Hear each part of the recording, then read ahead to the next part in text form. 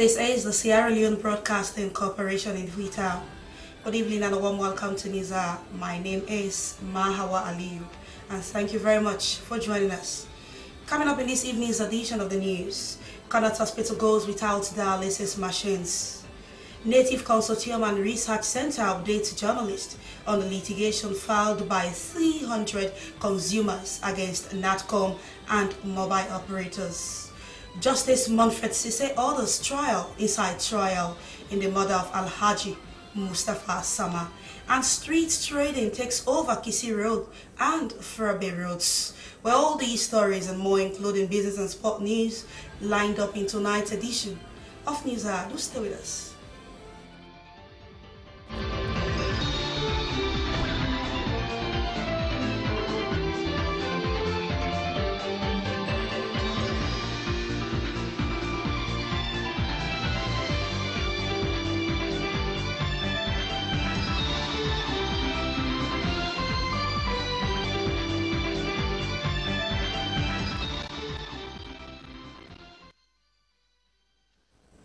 Now for our first story this evening.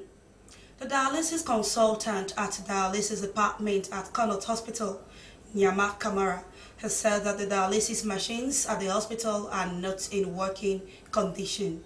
She made these statements when SLBC visited the department to find out about the status of the dialysis machines, as many citizens who are suffering from kidney diseases are finding it difficult to go through the process of dialysis. Well, our reporter, Maria Masuma, has details. Dialysis is used in patients with rapidly developing loss of kidney function, called acute kidney injury, previously called acute renal failure, or slowly worsening kidney function, called stage 5 chronic kidney disease, previously called chronic kidney failure, and end-stage renal disease and end-stage kidney disease. Dialysis is used as a temporary measure in either acute kidney injury or in those awaiting kidney transplant, or as a permanent measure in those for whom a transplant is not indicated or possible. Why do people need dialysis? Kidneys work like a garbage collection and disposal system. When the kidneys don't work properly, doctors call it kidney failure. Dialysis is a medical treatment that can take over the job of filtering blood when the kidneys can't do it properly. It is important for a hospital like Connaught, which is the main referral in the country, not to go without a dialysis machine. Ironically, that is the case for a month now. The hospital used to have 4 dialysis machines that were donated by the Israeli government. They worked for some time and had a breakdown, which has resulted to increased suffering of patients with kidney ailment. Dialysis consultant at the Connaught Hospital, Nyama F. Kamara, emphasized the urgent need for the replacement of the dialysis machines to save the lives of the poor who cannot afford overseas treatment. People will start going back to Ghana, Nigeria, India, and that's a lot of money. And the poor people don't have that kind of money. And that will lead to? That will lead to death. They die if you don't have the money. And right now we were asking the patients to pay $100. Here? Yeah, here. And to the private place, they have to pay. They don't have a choice. They have to pay, I think, they said now $180 per session. She added that the entire country has only one center where they do dialysis, and it is a private center. And this is the only machines we have here in this country, except for one private person who has 2 of his own machine, because he's also a patient. So now we take our patients, 15 of them, to that man's house to do dialysis there. She called on the government to speedily purchase a new one to prevent death that could have been prevented. However, there is a private clinic that provides such treatment, but at a higher cost. SLBC tried speaking to the proprietor of the dialysis center, but he is out of the country. The number of patients with end-stage kidney disease who died within a year of starting dialysis decreases once they have access to dialysis. In a country where the health system is broken. A situation like this, if not fixed, will just send many people to their grave early, as majority of the sufferers cannot afford to go to Ghana or India for transplant. SLBC News, Mariama Suma reporting. Now Justice Manfred Sise has ordered for trial inside trial in the murder of Alhaji Mustafa Sama to prove the allegation of the defense that the accused, Yeli Sama, was forced and induced to make a statement to the police. It is alleged that the accused, Yeli Sise, allegedly murdered her husband Alhaji Mustafa Sama by stabbing him to death with a knife. Well, our court correspondent Aminash Nyandabrima has details. Defense counsel Ismail Philip Mami has objected to the tendering of the accused statement made to the police and challenged the prosecution that the accused made a statement under duress. Delivering his ruling, Justice Manfred Sise ruled for a trial in the murder matter and dismissed the jury. Testifying as witness in the trial, Sergeant Dadi Hassan Bangura, attached to the Criminal Investigations Department, said he recognized the accused as suspect in the murder matter when she was brought to the Rosswood Police Station, and DPC Alhaji Santigi Bangura obtained voluntary caution statement from her. He further that the suspect Yeli Sama was removed from the police cell to the room where statement was obtained from her in respect of the alleged murder matter in his presence and Sergeant Mohammed Mara, adding that she was not forced, induced or promised any favor to make the statement but confirmed same by voluntarily affixing her right hand thumbprint. During cross-examination by the defense counsel Ismail Philip Mami, the witness Sergeant Dadi Hassan Bangura affirmed that the suspect was taken to the station on Monday, 3rd April 2017 and was charged to court on the 28th April 2017. He stated that the law permits the police to detain a murder suspect for not more than 10 days and confirmed there was no court order to have kept the suspect in detention for 25 days. The defense further wanted to confront the witness with the police manual but was overruled by the judge. The accused was charged with the offense of murder contrary to law. The state alleged that Yeli Sama on Monday, 3rd April 2017 at 10 Kisebrook off Blackhall Road murdered her husband Alhaji Mustafa Sama. Joseph Sise is prosecuting the matter on behalf of the state. Justice Manfred Sise remanded the accused and adjourned the matter to Wednesday, 7th November 2018 for witness 2 to testify. SLBC News, Aminash Nyandi Brahma reporting.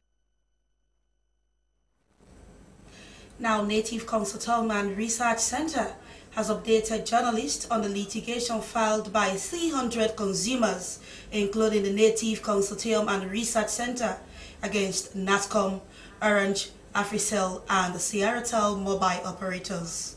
Well, the litigation was filed because they claimed that the mobile operators failed to meet their target of improving their network service in 4 months, as agreed at the Bintamani Public Dialogue Forum in March of this year. Aruna Patrick Kamara was there, and he tells us more.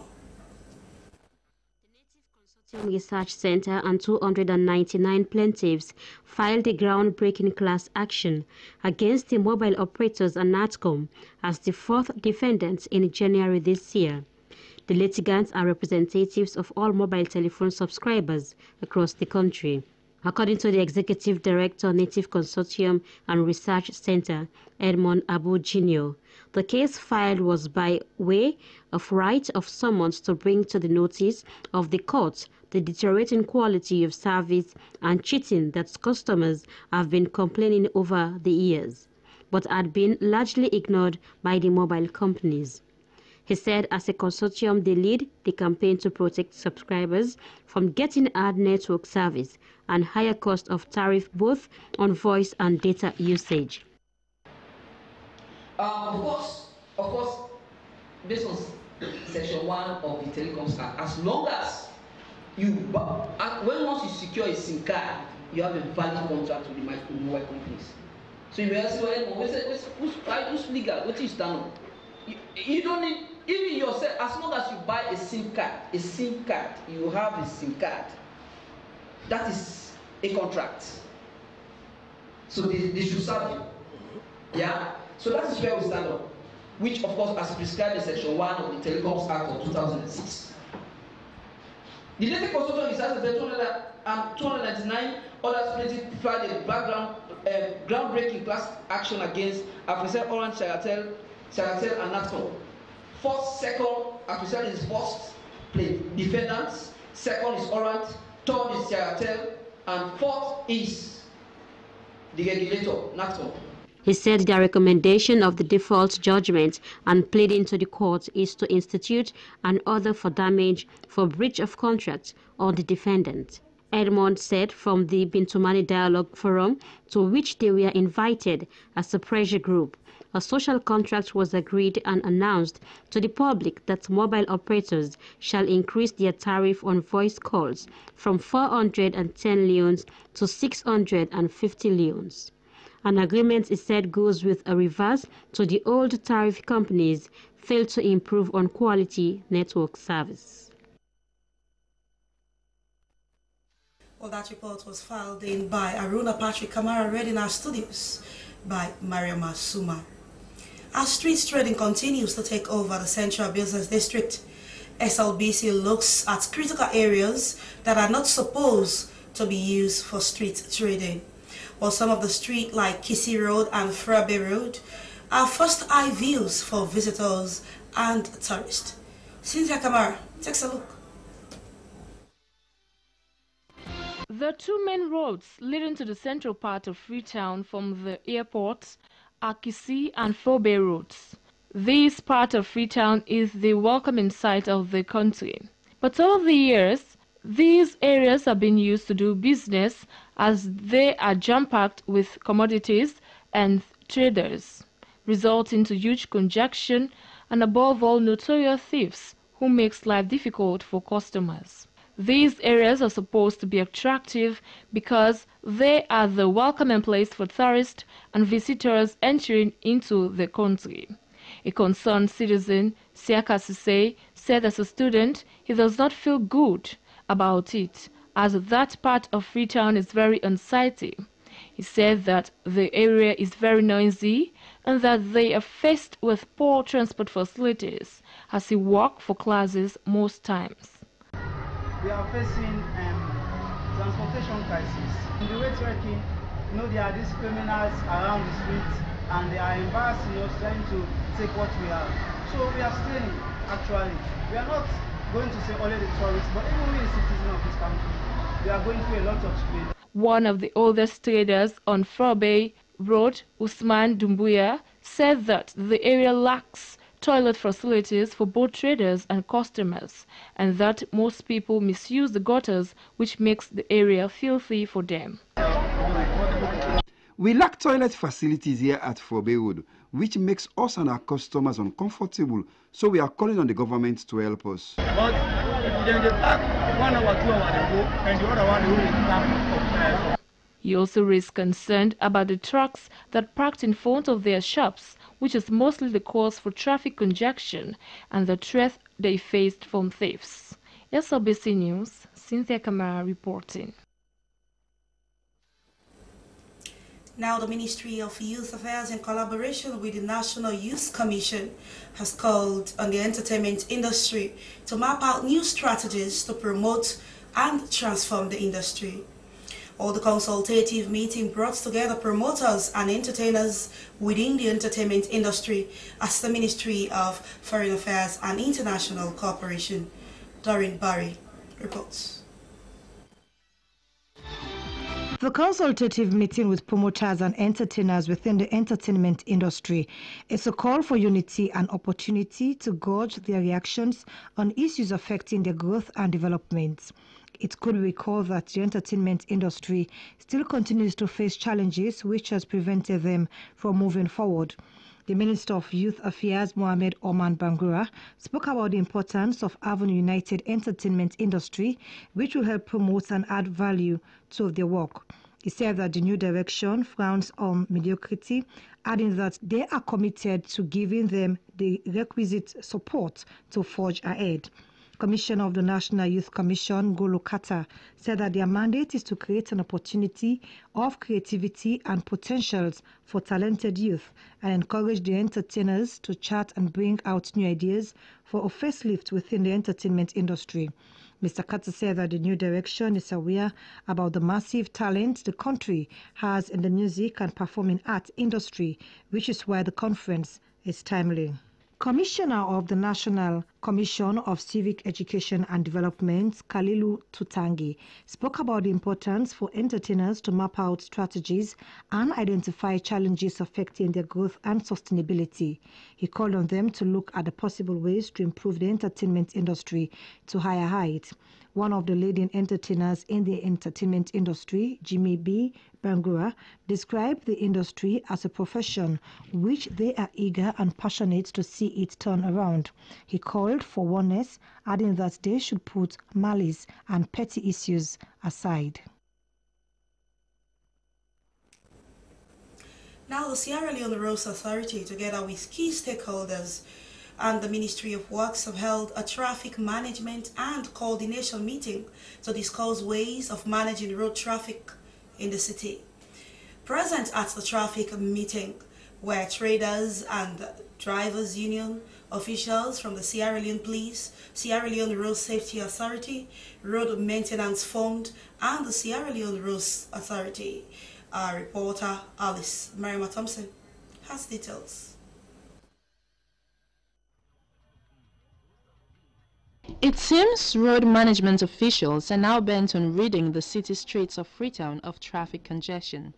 According to road stakeholders, the issue is still a cause for concern, taking into consideration that some of these roads in question, namely the Lumley to Juba Hill Goderich roads, have been reconstructed and widened to 4 lanes, but still traffic congestion is evident.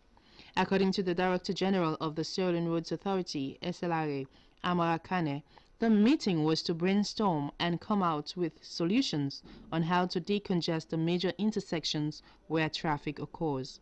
He stated the interaction between human and vehicular traffic as a malaise that causes traffic congestion. He pointed out that a pilot phase will be used from Lumley Police to the Juba Bridge. The Minister of Works and Public Assets, Raymond de Souza George, pointed out that the Lumley-Juba Bridge traffic is a thorn in the flesh that his ministry has been tackling for some time now. He cited the irresponsibility of road users and the recklessness of motorists as principal challenge for road traffic congestion. He said he was delighted for such a meeting to address this public concern and how departments under the Works and Public Assets Ministry come together and complement each other under the new direction. SLRA Board Chairman Joseph Kelfala underlined the encroachment of traders and pedestrians on the roads, which is causing conflict. He warned the tricycle or keke drivers that soon they would be embargoed from plying the central business districts just like the Okadas, as they are becoming a nuisance. Roads, he said, are constructed to improve the economy, and slowing down vehicular movement is slowing down the economy. Other stakeholders also made valuable input on the issue of decongesting the city of vehicular traffic. Now, the head teacher of Skudula Community Primary School in the Brewa Chiefdom, Bambali District, Abubakar Kuruma, has called on government and its partners to help them with a conducive learning environment for their pupils.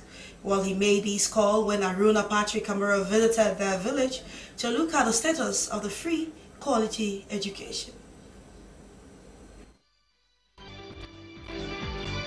The free education pronounced by President Bio last August has received a popular appreciation by Sierra Leoneans.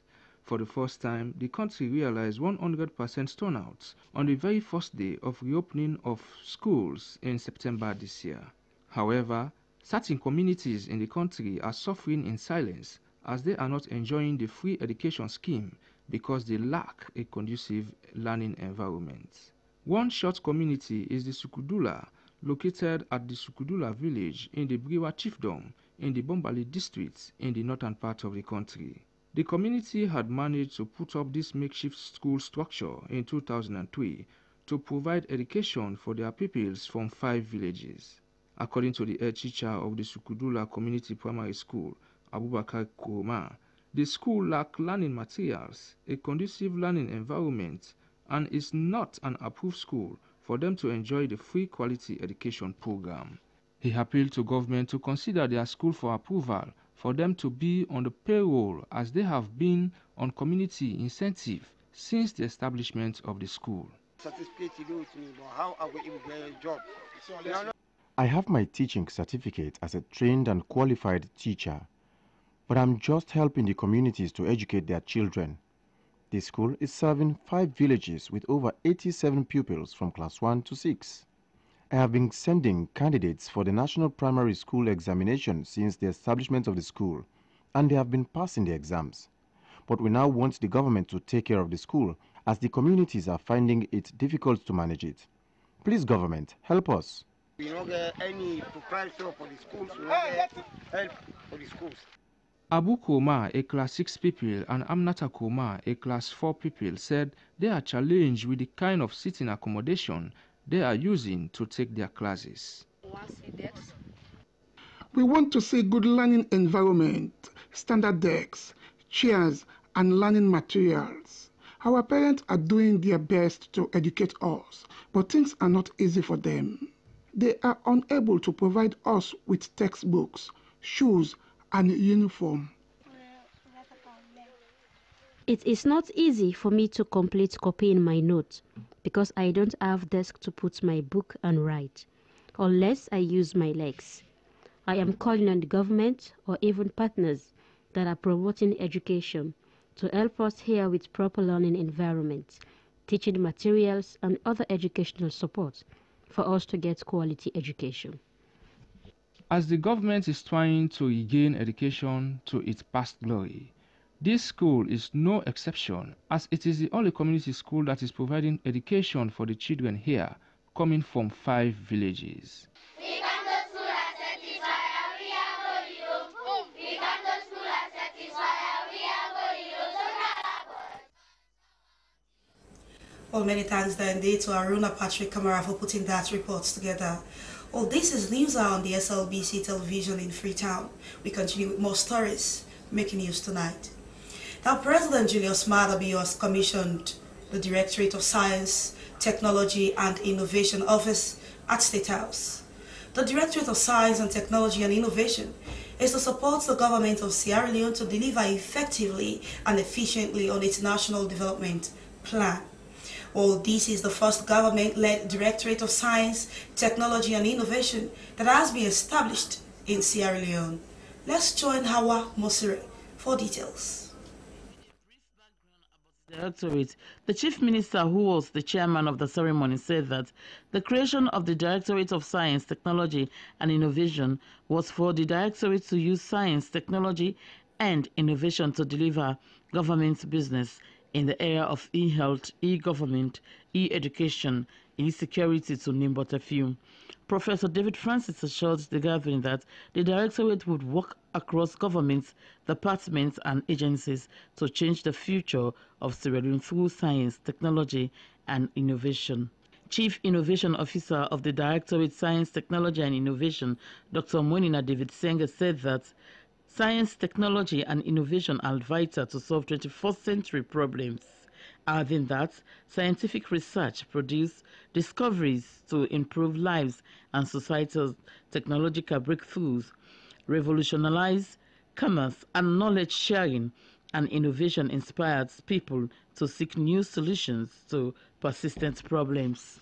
Dr. Senge confirmed that his office has over the few months collaborated with government and other institutions in and out of Sierra Leone. His office will be working with Commissioner General of the National Revenue Authority, NRA, to introduce the electronic cash register that would help improve revenue mobilization in the country. He maintained that he has been working closely with the executive director of the Sierra Leone Road Safety Authority, where they used a data to discover that over 200,000 government vehicles were registered there in the past 10 years. Someone who has opened up their database to us is Mr. David Pandanoa, the Director General of Sierra Leone Roads and Safety Authority.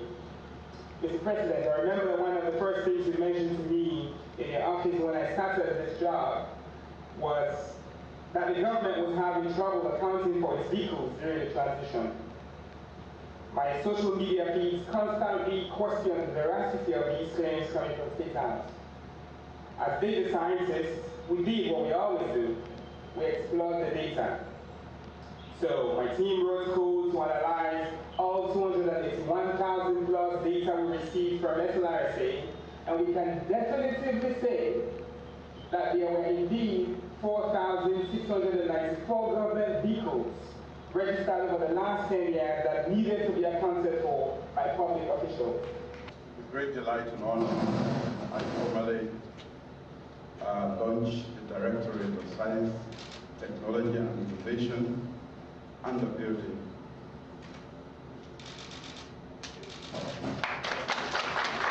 Whilst officially launching the Directorate of Science, Technology and Innovation, President Julius Maada Bio thanked Dr. David Senge for accepting his offer to join him in translating his dream of transforming Sierra Leone through science, technology and innovation. President Bio told the gathering that he created the Directorate of Science, Technology and Innovation, Human Capacity Development, and to create the enabling environment for local and foreign innovators to freely invest in the country, as he said that innovation was good for Sierra Leone, the economy and the people. I want to talk about why having a Directorate of Science, Technology and Innovation in Sierra Leone is good for Sierra Leone, good for Sierra Leone citizens, Sierra Leone's economy, Sierra Leone's development, and Sierra Leone's future. He said, I do ask questions, and today is going to be no exception. I thought about the Asian tigers, South Korea, Singapore, Malaysia, China, on the ground scale. I also looked at the fast-developing African economies of Rwanda, Mauritius, Kenya, and Kenya. I noticed a consistent thread. For each of these countries, science, technology, and innovation are central to the development of their economies. President Bio assured the Chief Innovation Officer of his government's commitment not only in supporting the Directorate financially, but also making sure that the Directorate delivers for the success and growth of the country. My strategic vision is to develop around even more questions. And I will ask those questions today. Can we prime our economy for long-term sustainable development by deploying innovation? Can we collect reliable data over time? And can we use data to our advantage in economic planning or in the delivery of government services? The Minister of Finance, Jacob Jesus Safa, pledged his ministry's commitment and support to the Directorate by raising funds to make sure that the Directorate succeeds, urging the Chief Innovator to work in close collaboration with the line ministries. The President and team did a conducted tour of the office during this commissioning ceremony. SABC TV News Hour in Freetown, Hawa Mosuri reporting. You're watching Newshour on the SLBC television here in Freetown. Well, it's now time for the latest in sport. And Esther Marie Samara is all set to tell us about the recommencement of school leagues. Well, she'll join us shortly.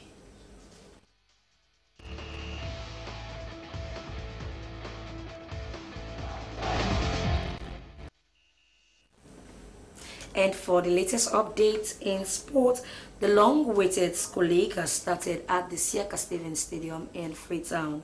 In the football match, Government Model Senior Secondary School defeated Government Hokel School by 5 goals to 3 in a post-game penalty. Government Model Senior School also defeated Marytown Junior Secondary School in the volleyball category. Here is a report.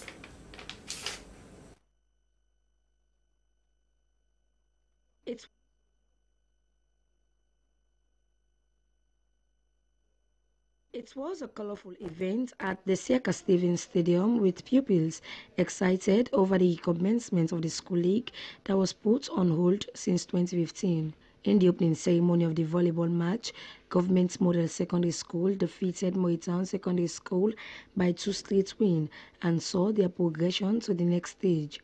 In the football match, Model School narrowly escaped defeat after they had a goalless draw with Government Hokel Secondary School and again progressed to the next stage by edging Hokel School by 5 goals to 3 in the post-penalty.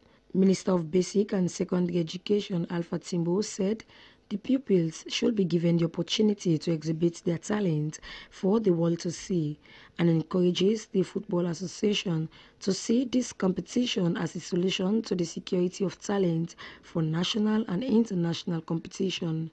The minister called on the pupils to refrain from all forms of violence. Don't allow yourself to be a distraction for the wrong reasons. The same goes for your family here and that of your school.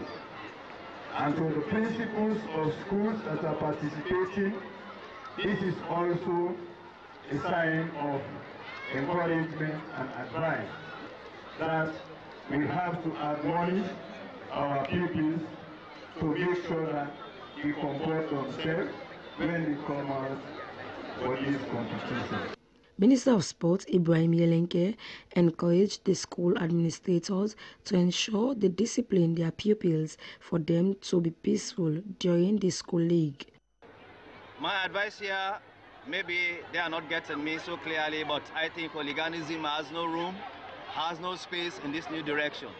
I'm advising all supporters, all football players, let's exercise patience. Referees are human beings. They are liable to mistakes. Yeah. So if any such mistake occur, I think we have to be patient. And we should also realize that Sierra Leone is meant for all of us. This school league is targeting schools in the Western area. Esther Marisamwa, SLBC TV. Well, that's all for sports tonight. Many thanks for watching.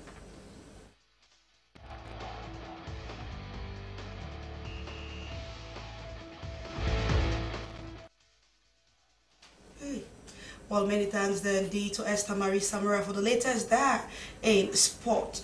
And now to Newshour tonight, a quick reminder of the top stories. Connaught Hospital has gone for months without dialysis machines.